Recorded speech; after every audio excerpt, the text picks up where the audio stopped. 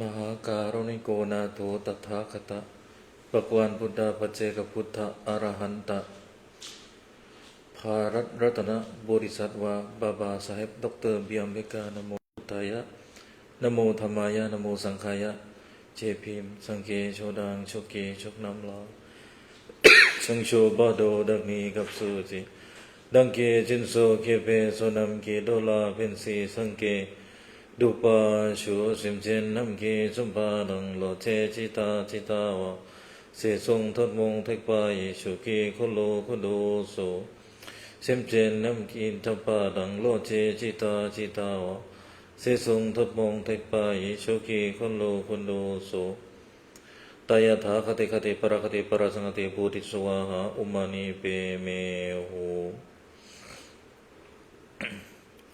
กราบถวายความเคารพพระอาจารย์ดรพระมหาจัญญาสุทธิยานุเจ้าวาดวัดพุทธปัญญาที่เคารพอย่างสูงกราบถวายความเคารพขอโอกาสพระอาจารย์ดรพระมหานรินทร์นรินทร์โทที่เคารพอย่างสูงที่มาช่วยกรุณาติดกล้องให้ด้วยนะครับแล้วก็ขอโอกาสท่านพระมหาวัชรินทร์อัคคการีเจริญพรญาติโยมชาวพุทธบริษัทอุบาสกบาสิกาชาววัดพุทธปัญญาทุกท่านแล้วก็รวมถึงญาติโยมจากชาวพื้นที่อื่นๆที่มาติดตามนะรวมถึงญาติโยม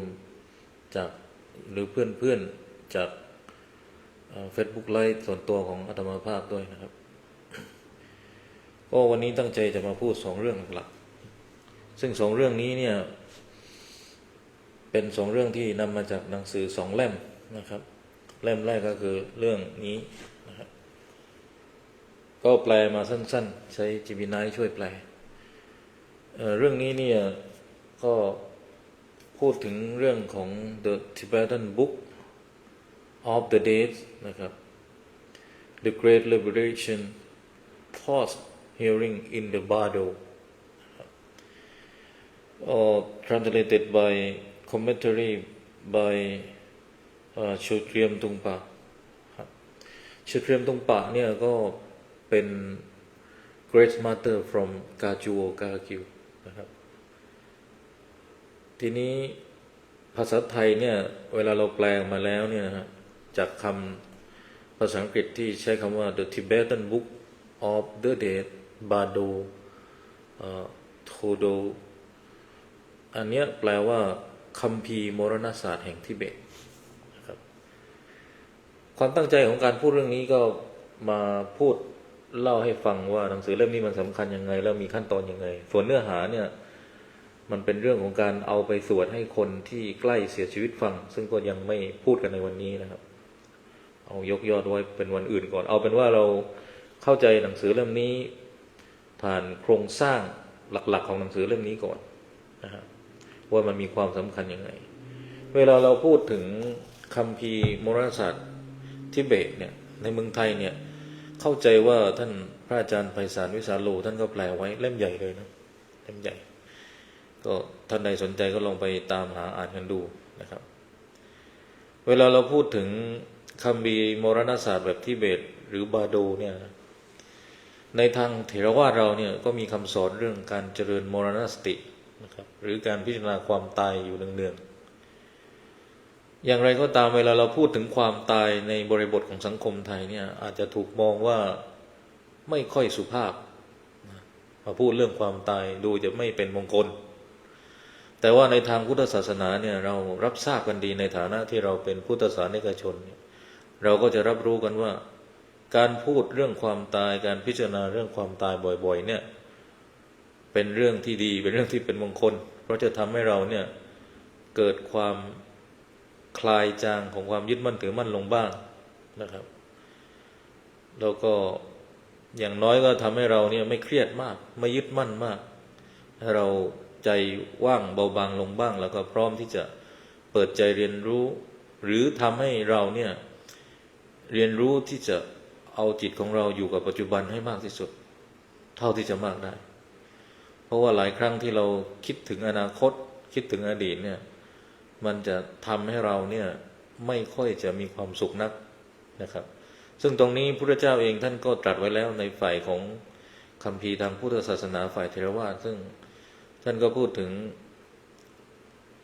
การที่บุคคลเนี่ยไม่ควรเอาใจเนี่ยไปอยู่ที่อดีต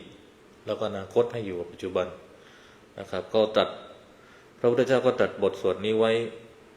ในบทที่พระสงฆ์ไทยมักจะนำไปใช้ในการเจริญพุทธมนต์อยู่บ่อยๆนะครับทีนี้ประเด็นที่จะพูดหนังสือเรื่องนี้เนี่ยนะครับเป็นเรื่องที่เกี่ยวกับคัมภีร์มรณศาสตร์แบบทิเบตหรือภาษาอังกฤษเราใช้คำว่า The Tibetan Book of the Dead นะครับ The Great Liberation for Hearing in the Bardo ครับพูดถึงบาโดก็ก่อนจะถึงบาโดบางท่านก็ไปทำภูวาในฝ่ายกาจูเนี่ยเขาก็จะมีการปักอะไรบนศีรษะนะครับก็จะมีวิธีการของเขานะครับในทางวัชรยานซึ่งเอื้อต่อการทำให้ผู้ตายเนี่ยไปอย่างสงบและไปอย่างถูกต้องไปอย่างสงบแล้วไปอย่างถูกต้องด้วยนะบางครั้งการหลับตายไปเลยเนี่ยในทางการแพทย์เนี่ยเขาอาจจะมองว่าเป็นเรื่องที่ดีเนาะแต่ว่าในทางเรื่องของจิตวิญญาณในเรื่องของทางพุทธศาสนาเนี่ยการหลับไปเลยเนี่ยมันไม่ได้เป็นตัวชี้วัดอย่างเดียวว่าไปดีคือมันเป็นตัวชี้วัดว่าไปดีได้อย่างหนึ่งในทางเมื่อมองจากสายตาจากภายนอกว่าอย่างน้อยก็เราไม่เห็นความทรมานของผู้ที่เสียชีวิตลงไปแต่บาโดเนี่ยจะช่วยทำให้เราเนี่ยนะได้นำทางจิตของเขาเนี่ยให้ไปสู่ในเส้นทางที่ถูกต้องในทางพุทธศาสนาเถรวาทเราเวลาเราพูดถึงบาโดเนี่ยนะมันจะมีศัพท์หนึ่งที่เรามักใช้ก็คือคำว่าอันตรภพนะครับ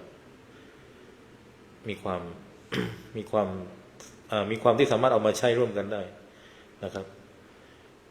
แต่เมื่อพูดถึงอันตรภพในทางนิกายทางพุทธศาสนาเนี่ยก็เป็นอีกนิกายหนึ่งที่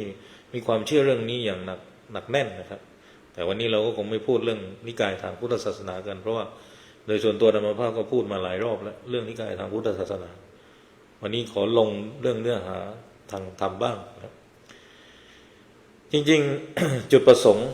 ของการอ่านหนังสือเล่มนี้หรืออ่านคัมภีร์เล่มนี้เนี่ยคือเป้าหมายของเล่มนี้จริงๆเนี่ยคืออ่านให้คนตายฟัง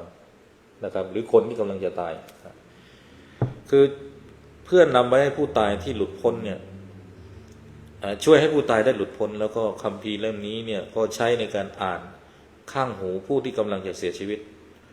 หรือผู้ที่เพิ่งเสียชีวิตไปใหม่ๆเพื่อเตือนสตินะคือทั้งผู้ที่กำลังจะเสียชีวิตและรวมถึงผู้ที่เสียชีวิตใหม่ๆไปเนี่ยนะซึ่งในทางพุทธศาสนาเข้าใจว่าจิตวิญญาณเนี่ยมันยังไม่ได้ไปหายไปก็อยู่แถวๆนั้นแหละนะครับ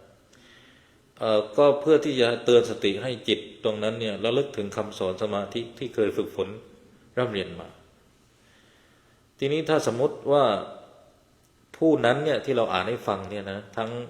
เพิ่งเสียชีวิตไปใหม่ๆหรือตายไปแล้วเนี่ยนะที่เพิ่งตายใหม่ๆเนี่ยนะหรือกำลังจะตายเนี่ยถ้าคนนั้นเนี่ยเป็นผู้ปฏิบัติธรรมขั้นสูงนะครับก็สามารถย้ายจิตโพบาหลุดพ้นได้ทันทีคือถ้าเป็นผู้เจริญไม่ว่าเจริญอะไรเจริญอานาปานสติเจริญสติปัฏฐานสี่เจริญมรณสติหรือว่าแม้กระทั่งการปฏิบัติซกเซนอะไรก็แล้วแต่มหามุตตราโลจองแล้วแต่นะฮะถ้าฝึกมามากฝึกมาสูงก็สามารถย้ายจิตให้หลุดพ้นได้ทันทีคือไม่ตกใจกลัวคนเราเวลาใกล้ตายเนี่ยนะจิตมันจะตกใจนะครับถ้าเราไม่ตกใจเรารวบรวมสติไว้ได้เนี่ยเรารวบรวมสติไว้ได้เรามีกำลังเนี่ยจิตมันไม่ฟุ้งซ่านเนี่ยก็สามารถช่วยให้เรานำทางไปได้ดีนะทีนี้ผู้ฝึกฝนระดับกลางหรือปุถุชนเนี่ยก็ต้องอาศัยการฟังนะฮะการฟังบทนี้นะการฟังบทนำเนี่ยเพื่อจะช่วยให้กระตุ้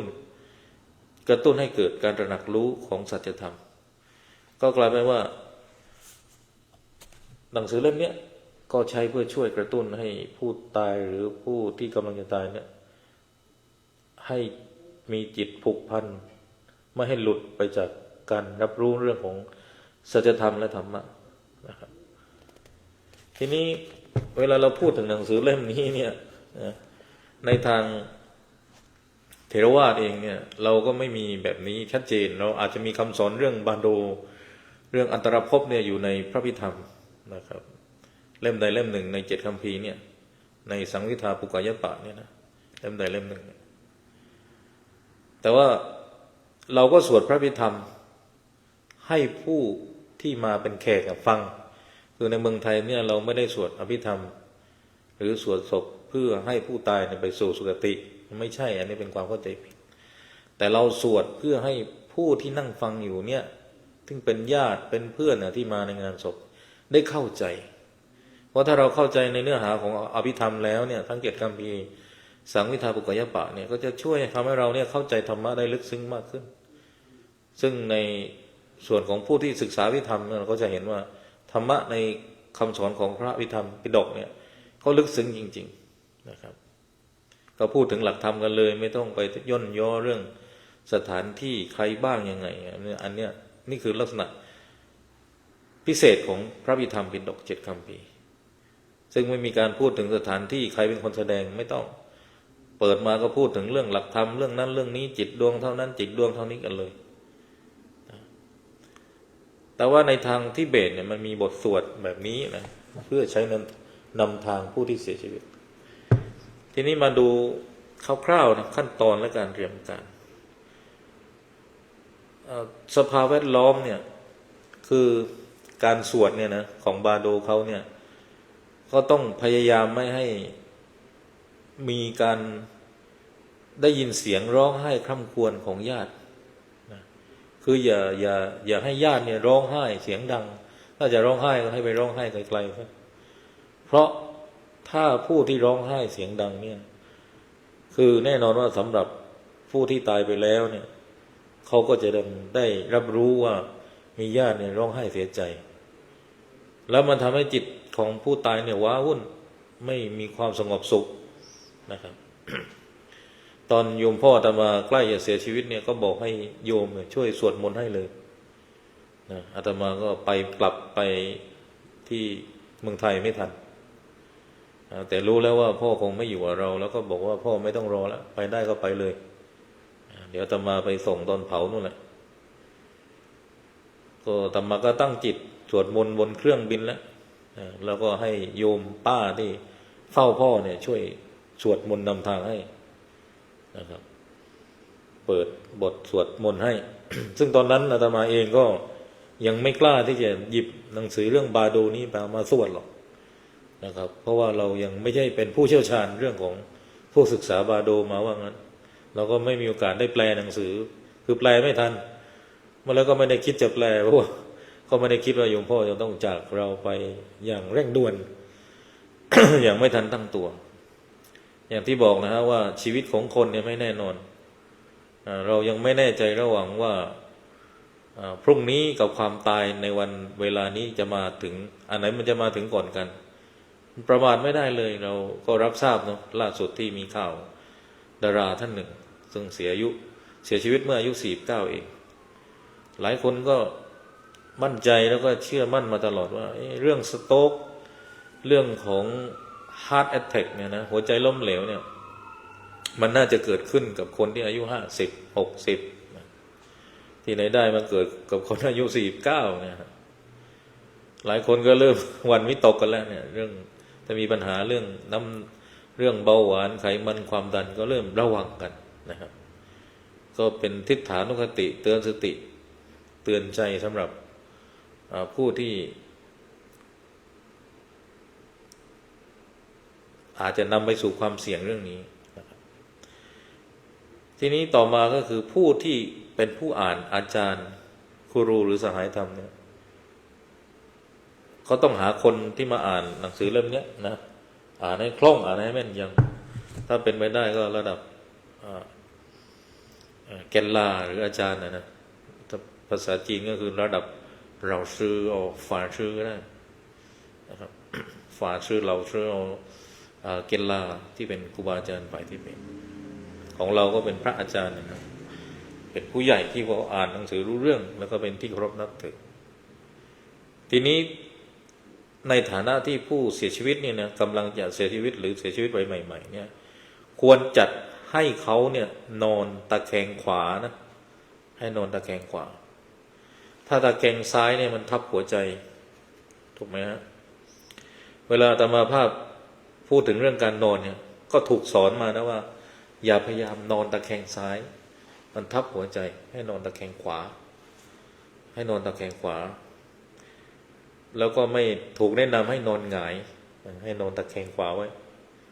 นะครับไม่ถูกแนะนำให้นอนหงายไม่ถูกแนะนำให้นอนคว่ำหมายถึงนอนแบบให้หลับไปเลยนะแต่ว่าอันนี้พูดถึงคนตายว่าให้นอนตะแคงขวาไว้ในท่าราชสีห์หรือสีหสายญาตินะครับเหมือนที่พระพุทธเจ้าของเราพระพุทธเจ้าของเราเพื่อส่งให้พลังชีวิตออกปราณพุ่งออกทางกระหม่อมนะครับแล้วก็เข้าสู่ฐานของธรรมกายต่อมาเรื่องของ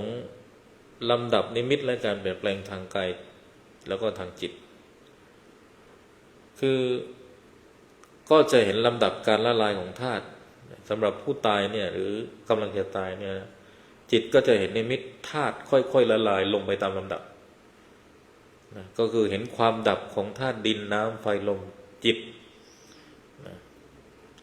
เราจะเห็นว่าผู้ตายจะมีอาการยังไงเวลาที่เรารู้ว่าเขาเริ่มตายไปแล้วเนี่ยนะหนึ่งก็คือว่าจะมีน้ำไหลออกทางหูทางทวารหูตาทวารทั้งหลายทวารเบาทวารหนักไหลออกทางจมูกไหลออกทางหูนะครับแล้วก็ธาตุดินน้ำลมไฟจะค่อยๆดับลงไปอันนี้คือทั่วไปของผู้ตายก็จะมีลักษณะอย่างนี้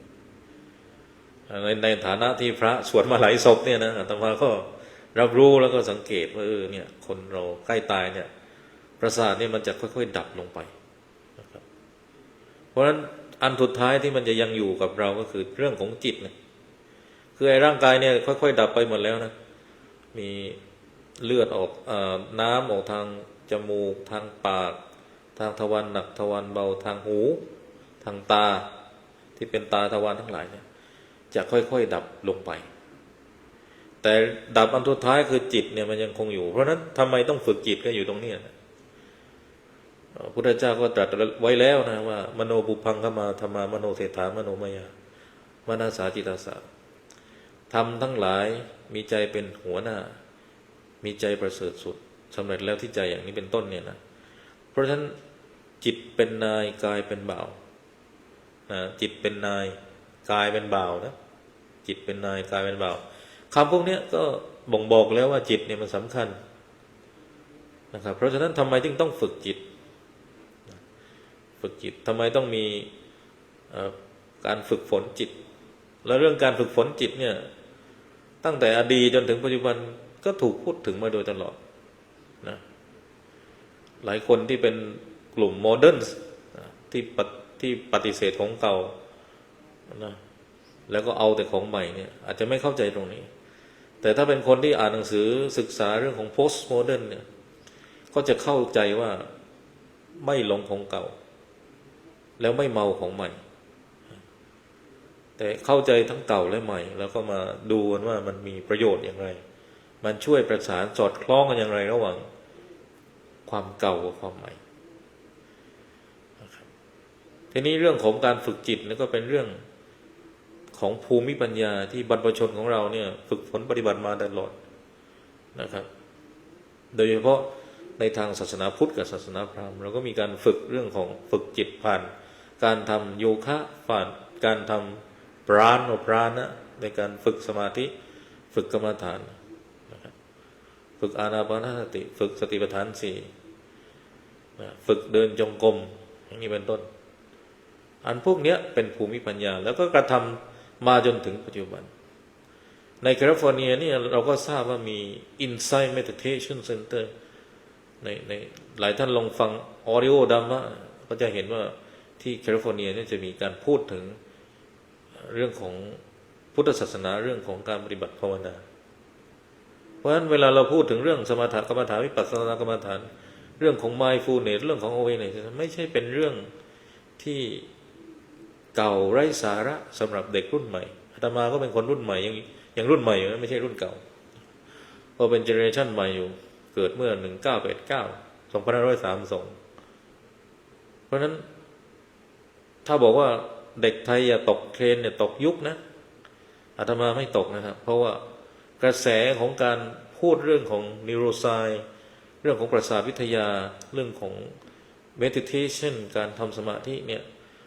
มันเป็นสิ่งที่ชาวตะวันตกเนี่ยนะเราก็ต้องอ้างฝรั่งเพราะฝรั่งเขาพัฒนาการไวกว่า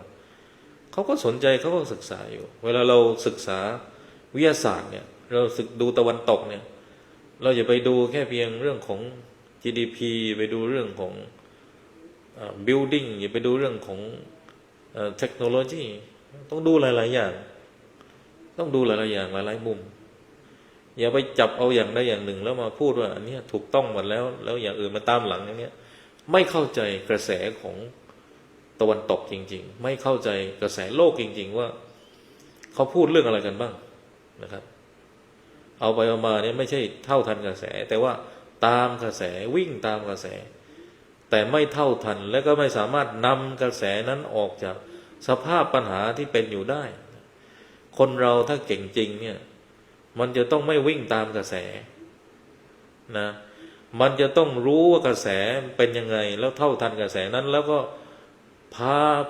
ออกจากวงจรกระแสที่มันผิดพลาดไม่ใช่วิ่งตามอยู่นะพูดง่ายๆว่าถ้าเขาชอบ iPhone แล้วก็ชอบ iPhone แต่เราต้องคิดต่อไปว่าเราชอบ iPhone ทำยังไงให้คนไทยเนี่ยมีศักยภาพในการผลิต iPhone หรือทำยังไงให้คิดไปไกลกว่านั้นว่าคนไทยเนี่ยจะต้องมีบริษัทเป็นของตัวเองนะบริษัทเป็นของตัวเองแล้วเราก็ผลิตโทรศัพท์ที่ล้ำหน้ากว่าระบบของ iPhone ล้ำหน้ากว่าระบบ iOS นะครับเราต้องคิดให้ไปไกลกว่านี้มันจึงเป็นผู้นำได้ไม่ว่าจะเป็นผู้นำทางท่านเทคโนโลยีเป็นผู้นำโลกนะหรือเป็นผู้นำทางการศึกษาไม่งั้นถ้าเราไม่คิดแบบนี้เราเป็น leadership ไม่ได้เราเป็นแต่ follower อยู่นั่นแหละเราไม่มีทางเป็นผู้นำได้เลยนะครับเพราะฉะนั้นเราก็ต้องเดินตามหลังเขาอยู่ตลอดเวลาก็เสี่ยงที่จะเป็นทาสนะครับอย่างนี้เป็นต้นเพราะฉะนั้นเวลาเราพูดถึงองค์ความรู้ทางพุทธศาสนาอย่างเรื่องบาดูเนี่ยก็เป็นเรื่องที่อาตมาเอามาอ่านก็เป็นงานวิจัยที่ฝรั่งเขาเขียนกันไปถึงไหนแล้วนะครับแล้วเราต้องมานั่งแปลงานของฝรั่งนะครับงานของคนเอเชียเนี่ยคนเอเชียน่าจะไปแปลคนเอเชียด้วยกันกลับกลายเป็นว่านะคนไทยเนี่ยเราก็ต้องไปอ่านภาษาจีนแปลจากภาษาจีนมาเป็นภาษาไทยแปลจากภาษาทิเบตมาเป็นภาษาไทยแปลจากภาษาของชาวเอเชียด้วยกันเนี่ยมาเป็นภาษาเราต้องนำไปไกลกว่านั้นนี่ทุกวันนี้อะไรเราต้องไปนั่งแปลจากภาษาอังกฤษซึ่งมันไม่ใช่ภาษาของคนเอเชียใช่ไหมเพราะฉะนั้นคนเอเชียเนี่ยจะต้องมีศักยภาพนะถ้าทำเรื่องนี้ไม่ได้ก็ไปทำเรื่องอื่นหมายความว่าพอคนลาวคนกัมพูชาคนพม่าคนเวียดนามเขาเขียนอะไรเขาพูดอะไรเราคนไทยเนี่ยเราเข้าไปเลยเราแปลเป็นภาษาไทยให้หมดทำเพื่อเป็น knowledge management การจัดการความรู้ที่เป็นประโยชน์ต่อประเทศชาติของเราให้หมดนะครับเราจะต้องไม่คิดว่าเราต้องคิดเฉพาะเรื่องเอาตัวรอดเท่านั้นอันนี้เป็นสิ่งที่ย่ำแย่มากถ้าเราคิดแบบนี้เนี่ยคิดแคบมากคำถามคือสังคมของการศึกษาสังคมของมหาวิทยาลัยทุกวันนี้มันจะต้องไม่ใช่คิดแค่เรื่องความอยู่รอดเท่านั้นหรือคนไทยทุกคนเนี่ยนะโดยพื้นฐานเนี่ยจะต้องเป็นผู้ที่รักการเรียนรู้เป็นผู้ที่รักการอ่านการศึกษาไม่ใช่ว่ามารักการอ่านการศึกษาตอนเรียนปริญญาโทปริญญาเอกแล้วมันไม่ใช่ฝรั่งเขาไม่จำเป็นต้องเรียนปริญญาโทปริญญาเอกเขาอ่านหนังสือโดยที่ไม่จำเป็นต้องจบปริญญาโทปริญญาเอกเขาก็อ่านหนังสือเป็นแล้วเขาก็ดูแมพเป็นแล้วเพราะว่าฐานของเขาคือฐานของการศึกษาเรียนรู้ แล้วในทางพุทธศาสนาก็พูดตลอดเนี่ยที่เรามีพุทธสุภาษิตที่พูดว่าทันโตเสโถมนุษย์เสสุในหมู่มนุษย์ผู้ที่ฝึกดีแล้วประเสริฐสุดคำถามคือว่าอ้าวแล้วทำไมเราไม่เอามาศึกษาเราไม่เอามาคิดพิจารณากันใช่ไหมทำไมเราไม่เป็นผู้ที่รักการเรียนรู้ทำไมเราไม่เป็นผู้ที่ชอบในการฝึกฝนพัฒนาตนเองอยู่ตลอดเวลาฝรั่งเนี่ยเขามีนิสัยนี้โดยพื้นของเขาแล้วไม่จำเป็นต้องจบปริญญาเอกไม่จำเป็นต้องมาเรียนปริญญาโทเขาไม่ต้องจบปริญญาตรีเขาก็มีอยู่แล้วทำยังไงให้คนไทยเราเนี่ยมีแบบนี้และทำยังไงให้เวลาเราเห็นองค์ความรู้ของประเทศไหนก็ตามในเอเชียเนี่ยเราก็แปลเองเลยไม่ต้องรอให้ฝรั่งเขียนเป็นภาษาอังกฤษแล้วเราก็ค่อยไปอ่านจากฝรั่งอีกทีนึงโอ้ถ้าอย่างนี้เราก็วิ่งตามฝรั่งกัน10 ปี20 ปีแล้วก็วิ่งตามเขาอยู่นั่นแหละไม่สามารถเป็นผู้นำทางการศึกษาได้แล้วพอไม่สามารถเป็นผู้นำทางการศึกษาได้เนี่ยมันก็ตามมาสู่หลายๆอย่างเราจะเห็นว่าประเทศไหนที่เขาพัฒนาเนี่ยนะเอาอย่างตัวอย่างยกตัวอย่างในประเทศอินเดียเรามีมหาวิทยาลัยนาลันทาเรามีมหาวิกรมศิลาซึ่งเป็นมหาวิทยาลัยทางพุทธการศึกษาของพุทธศาสนาในยุคนั้นก็รุ่งเรืองมากพระในเอเชียจากพื้นที่อื่นๆต้องมาอินเดียเพื่อศึกษาหรือเมื่อเปลี่ยนฐานเซ็นเตอร์หรือเฮดควอเตอร์ของทางสถาบันการศึกษาทางพุทธศาสนาเมื่อย้ายเข้าสู่ประเทศศรีลังกาในชิตวันวิหารมหาวิหารอภัยกิริวิหารพระจากเอเชียพื้นที่อื่นก็ตามมาศึกษาอีกเพราะฉะนั้นเราจะเห็นได้ว่าประเทศไหนที่เป็นผู้นำเนี่ยอินเดียก็เป็นผู้นำไหมเขาเป็นผู้นำทางศาสตร์หลายศาสตร์จักรวาลวิทยานะครับศาสนศาสตร์วิทยาเนี่ยรวมถึงเรื่องของอาหารเคอรี่ต่างๆเนี่ยมาจากอินเดียทั้งนั้นหลายๆเรื่องการศึกษาเรื่องวิทยาศาสตร์เรื่องตำรับหมอดูต่างๆทุกสรรพศาสตร์เลยมาจากอินเดียทั้งนั้นแล้วอินเดียมีอะไรอินเดียมียูนิเวอร์ซิตี้ที่เก่าอย่างนาลันทาอย่างวิกรมศิลาแล้วก็มีมหาลัยฮินดูในยุคก่อนนั้นอีกเห็นไหมฮะว่าถ้าเราสามารถเป็นผู้นำทางการศึกษาได้เนี่ยเราก็สามารถเป็นผู้นำในด้านอื่นๆได้อินเดียถือว่ามี power ไหมในยุคก่อนก็มี power เป็นชาติมหาอำนาจทุกวันนี้ก็ยังเป็นชาติมหาอำนาจอยู่อเมริกาอังกฤษงานวิจัยต่างๆในสหรัฐอเมริกาเขาส่งเสริมไม่ส่งเสริมงานวิจัยทั้งนั้นครับก่อนที่จะออกมาเป็นผลิตภัณฑ์ก่อนที่จะออกมาเป็นภาควิชานู่นภาควิชานี้วิชาการในสายวิชานั้นนู่นนี่นั่นนะเขาก็เป็นผู้นำทางการศึกษามาก่อนทั้งนั้นนะจึงอะไรตามมาก็อยู่ดู University ของอเมริกาของอังกฤษนะครับดังๆนั้นแล้วเขาก็ตามมาด้วยเป็นผู้นำโลกเป็นผู้นำทางการเมืองแล้วเราเห็นแต่เรื่องของ secular อย่างนี้ใช่ไหมแต่ว่าเรื่องของ spirituality ก็มีเขามีการศึกษาเรื่องของการภาวนาปฏิบัติธรรมอย่างหนึ่งที่เราเห็นได้ชัดก็คือการแปลงานพุทธศาสนาแบบทิเบตที่อาตมานำมา2 เล่มกับภาษาอังกฤษทั้งนั้นฝรั่งก็เขียนอีกฝรั่งก็แปลอีกหรือเราก็แปลเป็นภาษาอังกฤษอีกเพราะเราคิดว่าการแปลจากภาษาของเราเป็นภาษาอังกฤษเนี่ยมันจะสามารถนำสารนี้เนี่ยไปได้ทั่วโลกเพราะคนรู้ภาษาอังกฤษกันคนรู้ภาษาอังกฤษมากกว่าคนรู้ภาษาไทยถ้าอยากให้ประเทศไทยถ้าอยากให้องค์ความรู้ของไทย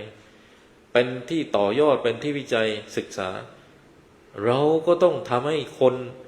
ต่างประเทศเนี่ยมาสนใจภาษาเราวัฒนธรรมเราองค์ความรู้ของเรามันจึงจะพัฒนาไปได้กว้างไกลไม่แพ้ชาติตะวันตกไม่แพ้ชาติจีนนะครับแต่ก็ต้องถามว่าแล้วเรามีอะไรดีเขาจึงจะมาสนใจเรามีของดีแล้วเรามีวิธีในการนำเสนอไหมเราก็ต้องหาวิธีนำเสนออีกอย่างนี้เป็นต้นนะครับเพราะฉะนั้นเอาไปเอามาเนี่ยมันก็กลับมาเรื่องการศึกษาอีกนะครับแล้วก็กลับมาเรื่องว่าถ้าเรามีใจกว้างเราจะเห็นว่าทุกอย่างเป็นไปได้หมดและทุกอย่างคือโอกาสของเราหมดเลยนะครับไม่ว่าจะเป็นเรื่องศาสนาเรื่องการศึกษาเรื่องอะไรก็แล้วแต่ อย่างวันเนี้ยตอนนี้คือพูดเรื่องการศึกษาพูดเรื่องของการสนใจเรื่องภายในอเมริกาเขาไม่ทิ้งถ้าอเมริกาทิ้งมันจะมี Buddhist Study อยู่ในคอลเลจอยู่ในมหาลัยได้ยังไงอาตมาภาพเนี่ยได้รับข่าวพระไทย2 รูปแล้วล่าสุดเนี่ยก็มีพระไทยรูปหนึ่งมหาลัยเวอร์จิเนียก็นิมนต์อินไว้ท่านมาสอนที่อเมริกาเนี่ยนี่ก็รูปหนึ่งนะอีกรูปหนึ่งก็คือท่านอั๋น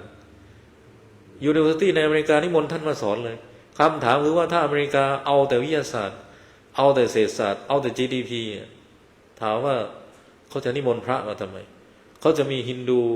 เทมเพลในอเมริกาทำไมเห็นไหมฮะเราอย่าไปเพ่งแต่เรื่องของเทคโนโลยีเรื่องของวิทยาศาสตร์เรามีได้เราเพ่งดูได้แต่ว่าเราอย่าทุ่มไปในทางหนึ่งจน extremely จนหัวเสหูเอียงไปเลยเราไม่เห็นมิติอื่นเลยอย่างนี้ถือว่าไม่ฉลาดแล้วก็ไม่ได้ก้าวหน้าจริงๆนะครับมันก้าวหลังเสียมากกว่าทีนี้เราลองกลับมาที่บาโดนี่นะอาตมาภาพก็ออกไปไกลพอไปเรื่องของบาโดแห่งธรรมดาอันนี้ก็เป็นเรื่องของสภาวะหมดสติฝรั่งแปลถึงขนาดนี้นะครับท่านเชิญเตรียมลุงป่าก็นำเสนอออกไปฝรั่งเอาไปแปลนี่แล้วการที่พูดเรื่องนี้นิดหนึ่งนะการที่งานของทิเบตถูกแปลเป็นภาษาอังกฤษเนี่ยชี้วัดอะไรนะวันนี้นะครับเรามีงานเถรวาทเมืองไทยเนี่ยกี่เล่มที่ถูกแปลเป็นภาษาอังกฤษอันนี้คือคำถามงานที่ถูกแปลก็คืองานท่านอาจารย์พุทธทาสไม่ว่าจะเป็นคู่มือมนุษย์นะครับแปลโดยอาจารย์ขอไปตัวนี้จำชื่อไม่ได้โดนัลด์สแควร์เลอร์แปลงานท่านอาจารย์พุทธทาสซึ่งโดนัลด์สแควร์เลอร์ก็เสียชีวิตไปแล้ว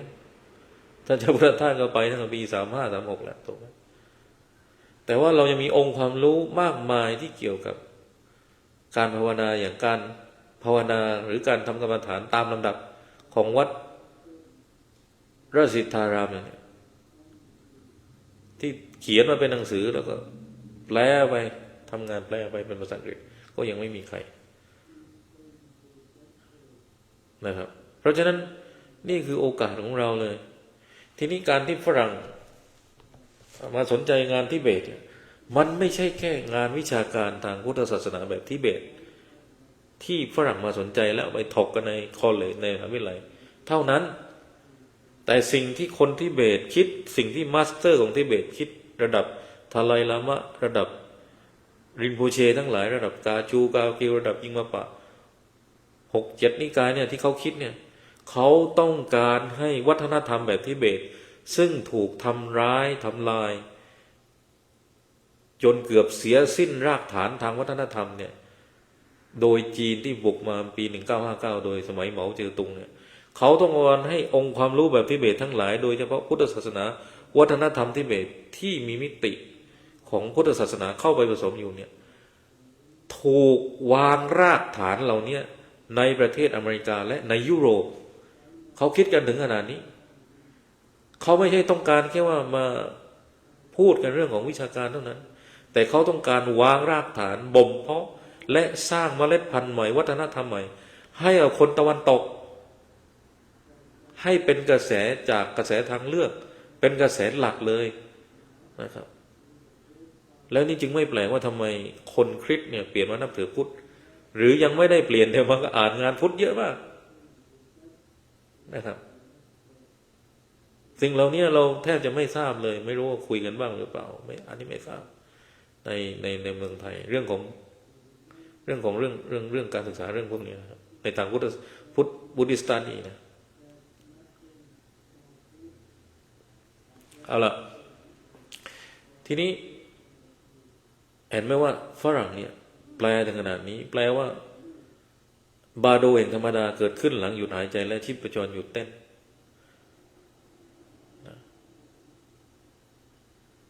แล้วก็ให้รายละเอียดว่าระยะขึ้นนี้อยู่กับบารมีของสมาธิของผู้ที่เสียชีวิตตั้งแต่ดีดนิ้วไปจนถึง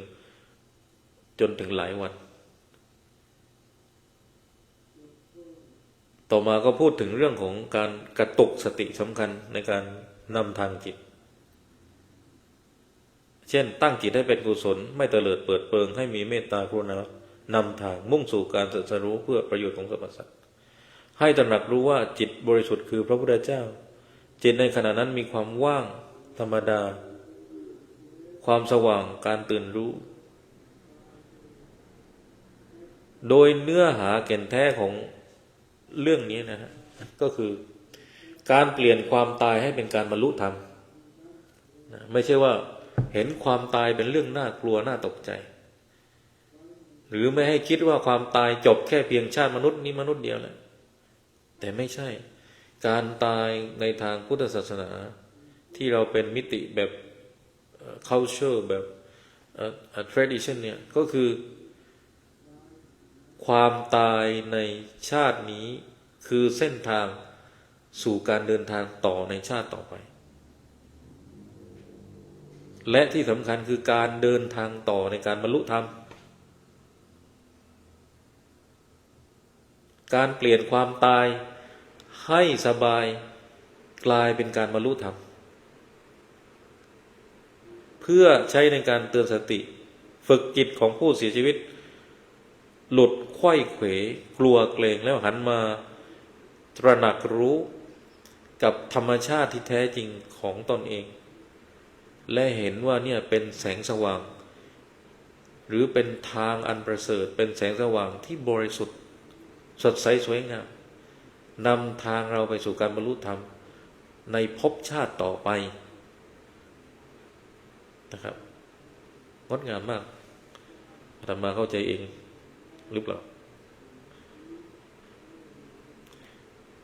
อันนี้ก็จริงๆก็มีเรื่องอยากพูดต่อจากหนังสือเล่มนี้แต่ว่าด้วยเวลาจำกัดนะก็เอาเท่าที่พอจะพูดได้นะครับทีนี้เกริ่นอีกนิดหนึ่งนะครับบทดำของหนังสือเล่มนี้เนี่ยถูกเขียนที่วัดรุมแท็กโมนาทรีเนี่ยซึ่งอยู่ที่สิกขิมซึ่งเป็นรัฐเขตปกครองพิเศษของประเทศอินเดียสิกขิมเนี่ยจะติดอยู่กับจีนแล้วก็มีปัญหาเรื่องชายแดนตลอดนะอาตมาภาพไปเมื่อปี 2000ต้องนับเป็นคริสต์ศักราช 2018 2019 ได้ครูบาอาจารย์จากวัดช่วยเสียค่ารถให้อาตมาก็ไม่มีตังค์เลยรุ่นพี่ท่านเสียค่ารถให้อาตมาจึงได้วัดนาคปรกนะรุ่นพี่ท่านหนึ่งอาตมาภาพจำชื่อท่านไม่ได้ก็บอกไปอาตมาก็มีโอกาสได้ไปที่สิกขิมท่านเสียค่ารถให้ก็เพิ่งรู้ว่าวัดรุมเต็กเนี่ยมันเป็นเซ็นเตอร์ใหญ่ของนิกายกาจูหรือกาจิวก็ท่านก็หนังสือเล่มนี้เขียนเรื่องบทนำเนี่ยเขียนที่รุมเต็กโมนาทรีทีนี้เมื่อเราขับไปเรื่อยๆข้ามหุบเขาเราก็จะเห็นเมืองแกงต๊อกเนี่ยอาตมาก็ไปมาแล้วซึ่งเราก็พบว่าฝรั่งเนี่ยโดย W.Y.A.W. With เป็นบรรณาธิการในการแปลคัมภีร์หนังสือเรื่องมรณศาสตร์แบบทิเบตหรือบาโดทนโรฉบับภาษาอังกฤษชุดแรกนะครับคืออาภาพเนี่ยไปอยู่อีกที่ดัลลัมซาลาเราจะเห็นเลยว่าฝรั่งเขาอยู่กันเป็นทีมนะทีมเยอรมันทีมอเมริกาที่เห็นเนี่ยแล้วเขาอยู่ทำไมกันอยู่เก็บข้อมูลอยู่เขียนหนังสือครับแล้วไอ้ข้อมูลลึกๆดิบๆเนี่ยเขาถูกส่งเข้าไปในอเมริกาถูกส่งเข้าไปศึกษาในอเมริกาในอังกฤษในเยอรมันแล้วไทยทำไงไทยเราทำอะไรกันอยู่ไทยเราก็รอให้ฝรั่งเขียนก่อนให้ฝรั่งเขาเขียนก่อนแล้วเราก็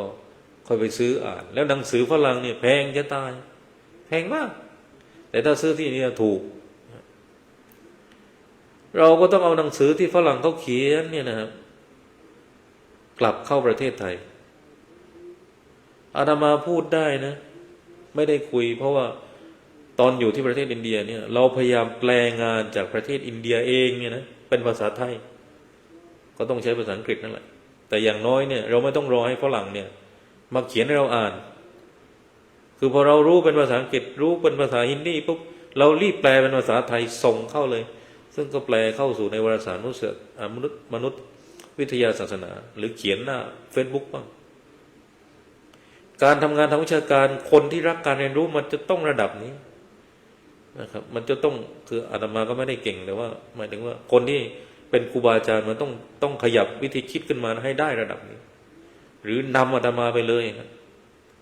ดีใจมากถ้าเก่งกว่าก็เก่งไปเลยดีแล้วครับในแง่วิธีคิดนะหรือการที่อาตมาเขียนวิทยานิพนธ์เป็นเรื่องราวที่ศึกษาในดารัมชาลาไม่ได้ศึกษาในไทยเราเขียนวิทยานิพนธ์ในประเทศอินเดียโดยองค์ความรู้ของทิเบตแล้วก็แปลได้เขียนได้ก็ส่งเข้าเป็นภาษาไทยเขียนบทความไปนี่สิมันคือการรีเสิร์ชนี่คือการวิจัยมันต้องทำอะไรใหม่ๆหรือไม่นั้นก็เอาเรื่องเก่ามาต่อยอดเขียนใหม่ซะไม่เช่นนั้นเราไม่เรียกว่าการวิจัยละอันนั้นเราเรียกว่าการ copy paste นะครับมันจะไปได้องค์ความรู้ใหม่ได้ยังไงก็ผลิตซ้ำความรู้เก่าเดิมนะครับไม่เกิดความรู้หน่อยไม่เกิด innovation เลยไม่เกิดนวัตกรรมอะไรเลยนะครับเราเห็นไหมฮะฝรั่งอย่าง WYAW เนี่ยเขาเก็บตัวอยู่ในเมืองไทยฝรั่งหลายคนที่อยู่ในเมืองไทยมีหลายแบบเป็นทั้งสายลับก็มีนะธรรมดาอยู่แล้วก็เป็นนักวิชาการที่เก็บข้อมูลอย่างมีอาจารย์แคทเธอรีนบาวิงถ้าจะไม่ผิดนะครับท่านก็เก่งเรื่องของครูบาศรีวิชัยมากกลายเป็นว่าเราจะทราบเรื่องรายละเอียดเรื่องครูบาศรีวิชัยต้องไปถามนักวิชาการท่านนี้ซึ่งเข้าใจว่าสอนอยู่ที่วิสคอนซินเมดิสันนะครับเห็นไหมฮะทำยังไงให้คนไทยเราต้องขยับขึ้นมาระดับนี้นะเอานี้ระดับนี้ก่อนอย่าเพิ่งไปคิดไกลว่าจะต้องสร้างนู้นสร้างนี้สร้างคนขึ้นมาก่อนเอา human resources มาให้ได้เห็นมนุษย์เป็นทรัพยากรที่สำคัญก่อนเนี่ยนะเห็นมนุษย์ทุกคนเท่าเทียมกันว่ายังไงเขาก็เป็นคนเป็นมนุษย์เหมือนกันเท่าเทียมกันที่จะมีศักยภาพในการได้เรียนหนังสือมีศักดิ์ศรีความเป็นคนเท่าเทียมกันให้ได้ก่อนนะครับอันนี้ก็ช่วยสนับสนุนคนไทยสร้างแรงจูงใจให้นะครับเอาละก็เหลืออีก15 นาทียังมีเวลาอยู่ก็กลายเป็นว่าหนังสือเล่มนี้ได้เขียนบทนำที่ซิกคิมนะครับโดยฝรั่งก็คือ W.Y. Awa West เนี่ยแอบเขียนอยู่ที่นั่นเป็นฉบับภาษาอังกฤษชุดแรกนะครับก่อนที่ต่อมาก็จะถูกปรับปรุงใหม่ผลงานของเอวาเวสเนี่ยเป็นที่รู้จักอย่างกว้างขวางและก็แพร่หลายก็เป็นนักสร้างแรงบันดาลใจและจุดประกายให้ผู้คนเนี่ยมาสนใจพุทธศาสนาอย่างมากขึ้น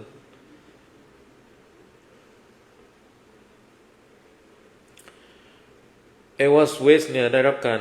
ตอบรับว่าเป็นผู้ที่มีลักษณะของความเป็นผู้บุกเบิกผลงานเป็น founder เป็น foundation เป็น founder เป็นผู้ค้นพบเป็น discover เป็นคนแรก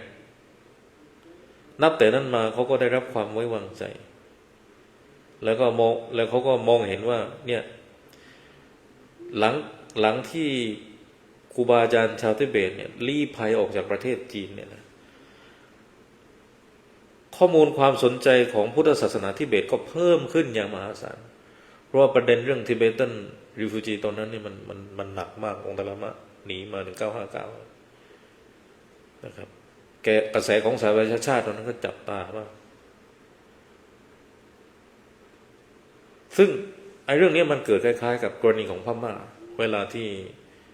Great British เนี่ยเข้ามาในพม่าเพื่อ occupy พม่าเนี่ย พม่าก็มีขบวนการในการนำเรื่องของสมาธิเนี่ยออกมาสอนให้กับชาวอังกฤษชาวตะวันตกซึ่งขบวนการนี้เราก็เรียกว่าเป็นขบวนการแบบ secular Buddhism secular Buddhist movement เราจะพูดอย่างไรก็ได้โดยอุบาคินซึ่งเป็นคฤหัสถ์ก็คือแทนที่จะรอให้ฝรั่งมายึดพม่าอย่างเดียวเนี่ยนะรอให้ชาวอังกฤษมายึดแต่พม่าเนี่ยกลายเป็นว่ามันมีครูบาอาจารย์กรรมฐานเนี่ยบอกว่าอย่างนี้เราต้องสอนกรรมฐานให้กับชาวตะวันตกแล้วที่เขาเข้ามาในพม่าไม่รอให้เขาเข้ามาในวัดแล้วเราต้องไปสอนเขาเลยหาวิธีไปสอนฝรั่งเลยนะครับนี่ต้องคิดระดับนี้ต้องคิดระดับนี้ให้ได้สุดยอดไปเลยนะครับเพราะฉะนั้นในเมืองไทยอย่าจำกัดแค่เรื่องความอยู่รอดไม่งั้นตายประเทศอเมริกาอินเดียประเทศที่เขาเป็นผู้นำหลายๆเรื่องเป็นผู้นำทางการเมืองเป็นผู้นำทางการศึกษาเป็นผู้นำทางเศรษฐกิจเนี่ยดูสิครับอเมริกาให้ความสนใจกับเรื่องของฟิโลโซฟีมากขนาดไหนเรื่องปรัชญาเรื่องจริยศาสตร์เรื่องศาสนาเนี่ยอินเดียเนี่ยมีนักปรัชญากี่คนมีนักศาสนวิทยากี่คนเพราะฉะนั้นอย่าไปคิดว่าโอ้วันนี้อย่ามาพูดเรื่องศาสนาเรื่องปรัชญาเลยน่าเบื่อก็เพราะว่าเราไม่มีวิธีคิดที่มันลุ่มลึกแล้วก็กว้างไกลมันจึงจำกัดจำเกี่ยวได้แค่คิดวันนี้กินวันนี้นะเราอยากจะเป็นหมูหรือเราอยากจะเป็นช้างนะครับช้างมันตัวใหญ่กว่าแล้วก็ฉลาดด้วยหมูเนี่ยตัวเล็กกว่าอ้วนก็อ้วนกินแล้วนอนไม่มีอะไรเลยไอ้ช้างมันทำได้มากกว่านี้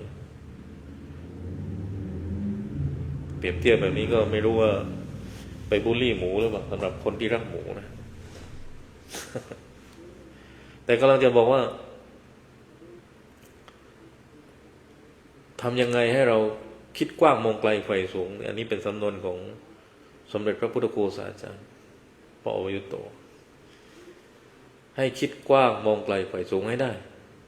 แต่อาตมาเข้าใจว่าสภาพเศรษฐกิจมันบีบคั้นให้เราเนี่ยในสมองเนี่ยต้องคิดแต่เรื่องเงินความอยู่รอดพวกนี้จะเอาอะไรจะกินอะไรมันบีบอย่างนั้นจริงๆแต่ในภาคของนักธุรกิจภาคของนักวิชาการภาคส่วนที่ว่าเขาลำบากเรื่องนี้ร้อยเนี่ยชนชั้นกลางเก่าเนี่ยต้องลุกขึ้นมาคิดเรื่องพวกนี้ให้ได้ลุกขึ้นมาคิดนำพาประเทศได้ให้ได้มี100 ล้านแล้วเนี่ยต้องลุกขึ้นมาคิดแล้วอย่าไม่นั่งคิดอย่างเดียวว่ามี100 ล้านต้องเอา1,000 ล้านให้ได้อย่างนี้มันจะไม่เหลือกันนะครับมันเสี่ยงมากเลยต่อไปจบทีนี้ต่อมาเล่มต่อมาเอาถือว่าเป็นข้อสรุปเลยกันข้อสรุปข้อสังเกตฝากไว้อันนี้ก็เป็นหนังสือที่เขียนโดยอเล็กซานเดอร์เบอร์ซินก็เป็นชาวตะวันตกอีกแล้วนะครับเล่มนี้ฮะ White Teacher White Student ก็มีคำพูดกันตลกนะว่า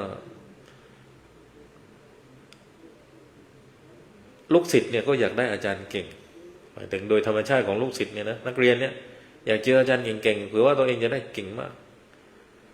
ในทางกับกันครูเก่งๆศาสตราจารย์เก่งๆอาจารย์เก่งๆเนี่ยก็อยากได้ลูกศิษย์เก่งๆเหมือนกันนะพูดตรงๆเพราะว่าอย่างน้อยก็ได้เชิดชูหน้าครูบาอาจารย์หน่อยใช่ไหมฮะแต่ว่าถ้าลูกศิษย์เก่งแล้วถูกแย่อันนี้ก็เสี่ยงนะเหมือนอาจารย์ทิสาปราโมกข์ระแวงองคุลิมานอย่างนี้เป็นต้นนะครับอย่างนี้ก็เสี่ยงต่อชีวิตตัวเองแต่ว่าโดยธรรมชาติอาจารย์ก็ต้องการลูกศิษย์เก่งลูกศิษย์ที่เก่งๆคนเก่งๆเนี่ยเขาก็อยากหาอาจารย์เก่งๆเด็กเก่งๆแต่ว่าบังเอิญว่าหนังสือเล่มนี้เนี่ยมันมีแคปช่องว่างของทางวัฒนธรรมอยู่เพราะว่า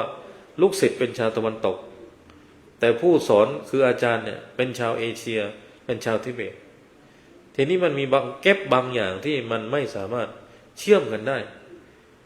แล้วนำไปสู่ความน่าเสียดายขององค์ความรู้ทางพุทธศาสนาคือมันมีองค์ความรู้ทางพุทธศาสนาจากทิเบตมีวัฒนธรรมอยู่แล้วแต่ว่ามันติดมิติเรื่องของการเข้าใจในเรื่องของทัศนคติเรื่องของความห่างตรงนี้มันทำให้ไม่ได้รับอรรถรสทางพุทธศาสนากลายเป็น obstructor กลายเป็นข้อติดขัดไปเสียนะครับอย่างเช่นชาวตะวันตกบางท่านเวลามองเห็นพุทธแบบทิเบตคือกระโจนเข้าไปศึกษาตันตรยานเลยทั้งที่โดยหลักการของพุทธแบบทิเบตเนี่ยต้องฝึกเงินโดก่อนนะต้องฝึกความรู้ทั่วไปเบื้องต้นก่อนเพื่อให้จิตเนี่ยถ่อมตนที่สุดกราบ100 ครั้งกราบ1,000 ครั้งเนี่ยเพื่อให้จิตเนี่ยมันถ่อมตนก่อนนะแล้วค่อยมานั่งสมาธิกันถ้าจิตมันไม่ถ่อมตนมาก่อนไม่ฝึกให้จิตมุทุตาเนี่ยนะการนั่งสมาธิก็เป็นอีโก้อีกอะว่าฉันนั่งสมาธิฉันเก่งกว่าคนอื่นแล้วฉันจะเหาะได้แล้ว ก็มีอีโก้อีกเพราะฉะนั้นในพุทธแบบทิเบตเลยต้องฝึกเนี่ยเพื่อลดอีโก้ลดทิฏฐิมานะนะยิ่งถ้าเรามีความเมตตามากนะก็แสดงว่าถ่อมตัวมากแล้วก็พร้อมที่จะเรียนรู้ตลอดเวลานี่เป็นคุณธรรมของบัณฑิตนะครับทีนี้เกริ่นอีกนิดหนึ่งนะมีเวลาอยู่2 นาทีเขาก็ในบทที่1เนี่ยก็พบว่าเป็นการติดต่อระหว่างผู้แสวงหาชาวตะวันตกกับอาจารย์จิตวิญญาณทางตะวันออกคือทิเบตหลังจากการอพยพของชาวโคคามินมองโกเนี่ยนะภูมิภาคโวกาทางตอนใต้ของรัสเซียซึ่งอยู่ทางฝั่งยุโรป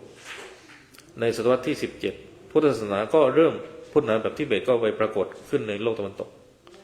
นะครับตลอดหลายศตวรรษที่ผ่านมาแล้วก็การติดต่อยิ่งเพิ่มขึ้นไปอีกเมื่อชาวเยอรมันย้ายถิ่นฐานเข้าไปตั้งอยู่ตามลุ่มน้ำโวกาตอนล่างพระเจ้าชาได้เกณฑ์นักรบมองโกคามินเข้าสู่กองทัพจักรวรรดิช้าๆแต่ทว่าความเชื่อและการปฏิบัติของชาวคามิกเริ่มดึงดูดผู้สนใจของผู้แสวงหาชาวตะวันตกอุปสรรคทางภาษาและการขาดแคลนเอกสารแปลนำไปสู่การมองภาพทิเบตในเชิงอุดมคติหรือนวนิยายโรแมนติกไลเซชันในยุคแรกซึ่งอันนี้เดี๋ยวในครั้งหน้าครั้งต่อไปก็เดี๋ยวจะมาพูดกันต่อว่านี่คือการเดินทางของพุทธศาสนาทิเบตไปสู่โลกตะวันตกก่อนที่จะมารู้จักคนดังๆอย่างซื้อเตรียมตุงปะทาไลลามะหรือท่านกมปะแต่พุทธทิเบตได้เข้าไปในตะวันตกก่อนหน้านี้ได้อย่างไรบ้างนะครับเดี๋ยวเรามาดูในครั้งต่อไปก็ขอโมทนาขอบคุณญาติโยมทุกท่านที่มาติดตาม